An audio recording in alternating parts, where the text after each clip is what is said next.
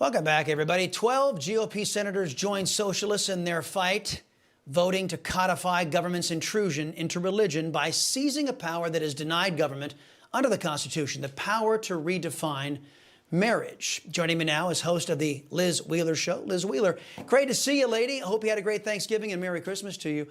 Liz, my fear is that this bill empowers government to harass religious organizations and individuals if they adhere to their belief that marriage is a union between a man and a woman. How do you see this? Yeah, this is incredibly disappointing to see from Republican senators, 12 Republican senators who have betrayed the institution of marriage. Chris, this is not a bill that's about tolerance. It's not a bill that's about acceptance. It's not a bill about ensuring that there's equality under the law for people who have same-sex attraction. It's not even a libertarian bill that ensures that people are allowed to make their own lifestyle choices, even if those choices are opposed by people that hold biblical views of what marriage is between a man and a woman. No, this bill is dangerous. It will go after religious people. It will empower the government to target nonprofits specifically and churches, tax-exempt institutions, if they adhere to the biblical definition of marriage.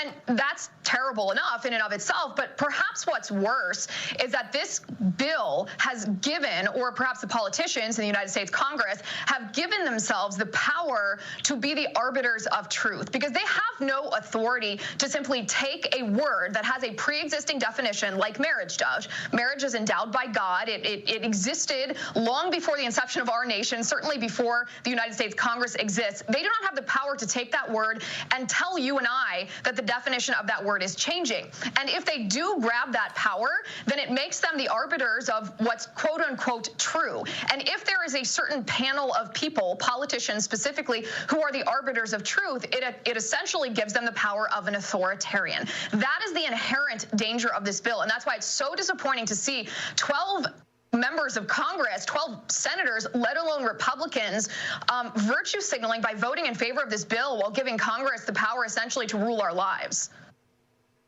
Right, and Congress doesn't have this power. Under the First Amendment to the United States Constitution, it is beyond government's authority to redefine religious rights, R-I-T-E-S.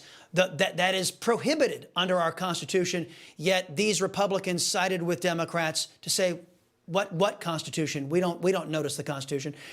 Let's pivot to a former Twitter executive is admitting they made a mistake in censoring the New York Post story about the Hunter Biden laptop. Yoel Roth, who was Twitter's head of trust and safety, confessed in an interview that the company erred in keeping that information from the American people. I don't believe this was an error, Liz. I believe this was what the left wing does. They suppress freedom. In this case, free and accurate speech and information. What do you say? I think it's hilarious that this is making a headline, that Yoel Roth saying that this was a mistake, that any mainstream outlet is reporting this as if this is a story. Of course it wasn't a mistake. It was intentional. It was instigated by the United States government, who coerced both Twitter and Facebook to censor this story because they knew that a solid percentage of Democrat voters would switch their vote away from Joe Biden to Donald Trump if they knew the truth about Joe Biden's son Hunter's shady business dealings in Ukraine and China, and how involved Joe Biden was, both in knowledge and financially, in Hunter Biden's shady business dealings. This was not a mistake from the government officials in the United States government, the swamp creatures who existed even during the Trump administration. This was not a mistake by Yoel Roth. What this is, Chris, is an effort by Yoel Roth to rehabilitate himself in the eyes of probably the liberal elite so that he can then secure some kind of high-profile job. Probably he's going to be a CNN contributor tomorrow because he's lost his job at Twitter, and rightfully so, because he admits